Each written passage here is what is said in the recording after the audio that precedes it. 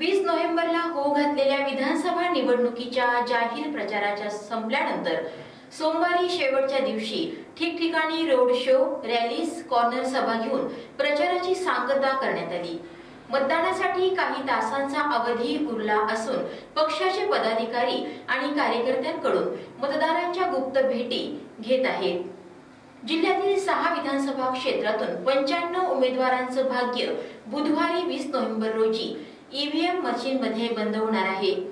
महायुती आणि महाविकास आघाडीसह अपक्ष उमेदवारांनी जाहीर प्रचारात आघाडी घेतल्याने राजकीय घमासान निर्माण झाला आहे। या निवडणुकीत भाजपाचे नेते सुधीर मुनगंटीवार, राज्याचे विरोधी पक्षनेते विजय वडेट्टीवार, भाजपाचे किशोर जोरगेवार, आमदार सुभाष धोटे, बंटी भांगडिया यांची प्रतिष्ठा पणाला लागली आहे। चंद्रपूर जिल्ह्यातील 6 विधानसभा क्षेत्रात मंगळवारी सकाळपासून मतदान पथके केंद्रांवर रवाना होण्याला सुरुवात झाली आहे।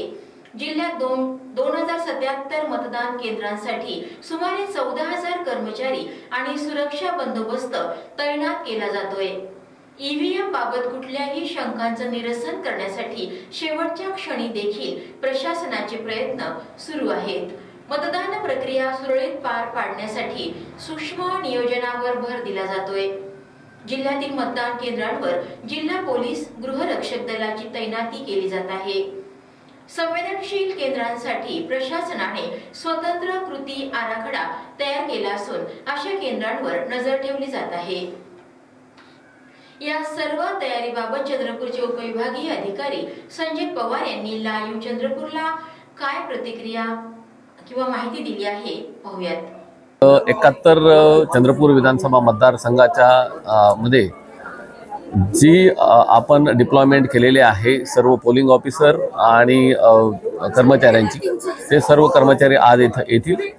त्यांच्या सोबत आपण झोनल ऑफिसर आणि त्यांना नेमून दिलेली जी वाहनं आहे त्या वाहनांमधून मतदान यंत्रामध्ये सीयू, बीयू आहेत आणि व्हीव्हीपॅट आहे। बीयू 2 आहेत। ह्यावेळेस आपण 17 नोटासह 17 उमेदवार असल्यामुळे त्याच्यामुळे ही 4 यंत्र म्हणजे मतदार यंत्रामध्ये समाविष्ट असेल। तसेच मतदानाकरता आवश्यक जी साहित्य आहे त्याची एक पिशवी जी आहे ती पिशवी त्यांच्यासह पाठवण्यात येईल। हे सर्व साहित्य जे आहे ते मतदान केंद्रावर पोहोचल्यानंतर त्या साहित्याची मतदान केंद्राची तयारी केली जाईल आणि आज संध्याकाळी तयारी पूर्ण झाल्यानंतर उद्या सकाळी 5:30ला साधारणतः मॉकपोलला सुरुवात होईल। मॉकपोल संपल्यानंतर 7 वाजेला आपण मतदानाला सुरुवात करू। आपल्याकडे विशेष केंद्र बनवण्यात आलेले आहेत। त्यामध्ये एक महिलांसाठी पिंक बूथ म्हणून तयार करण्यात आलेला आहे।